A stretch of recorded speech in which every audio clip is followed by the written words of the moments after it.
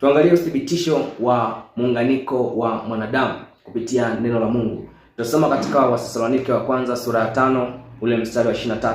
Neno la Mungu linasema, Mungu wa amani mwenyewe awatakase kabisa, nanyi nafsi zenu na roho zenu na miili yenu muhifadhiwe muwe kamili bila lawama wakati wa kuja kwake Bwana wetu Yesu Kristo. Tunaona hapa tunaonyeshwa wazi kwamba mwanadamu ana nafsi, ana roho, ana mwili pia.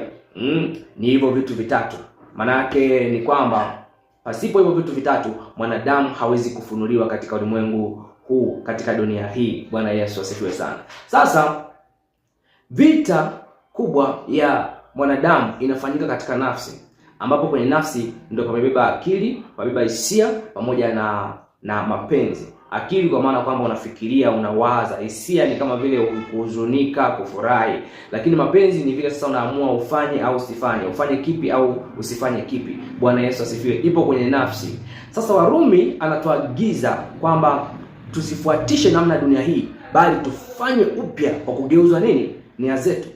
Nia zetu zigeuzwe, akili zetu zigeuzwe. Nia ni akili, maana yake fahamu zetu, nafsi zetu maana yake zigeuzwe. Nafsi zetu zisiwe kama zamani. Maana yake nafsi zetu zikibaki kama zamani, licha ya kwamba tumeokolewa, bado tutaendelea kuishi kama watu ambao hatujaokolewa. Ni kweli wa Efeso 2:8-9 anatuambia kwamba tumeokolewa si kwa matendo, mtu yote asijisifu, tumeokolewa kwa neema.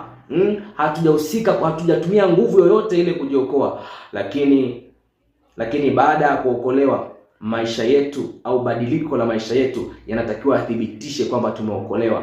Kama hakuna badiliko kwenye maisha yetu, maana yake hakuna uthibitisho kwamba tumeokolewa. Sasa kwa sababu roho yako inaokolewa mara moja tu, ikishaokolewa mara moja tu, inabaki sasa nafsi ndio inaendelea kubadilishwa kupitia neno la Mungu. Kila wakati, kila siku inaendelea kubadilishwa, kufanywa upya, kugeuzwa. Maana yake nafsi yako ikishabadilishwa sasa itapeleka impact kwenye mwili wako. Maana yake inaanzia roho, inakuja nafsi, inakuja mwili. Maana yake roho inaokolewa mara moja pasipo juhudi zako wewe mwenyewe. Ikishaokolewa roho yako, nafsi yako inaanza sasa kubadilishwa kwa neno la Mungu. Ndio maana ni msingi sana kuhudhuria ibada, kukaa chini ya walimu, wachungaji, watumishi wa kiroho ambao wataitrain nafsi yako iweze kubadilishwa. Kwa hiyo nafsi yako ikishabadilishwa sasa, maana yake mwili wako utabadilika pia, kwa sababu nafsi yako tumesema kwamba ndio ina akili,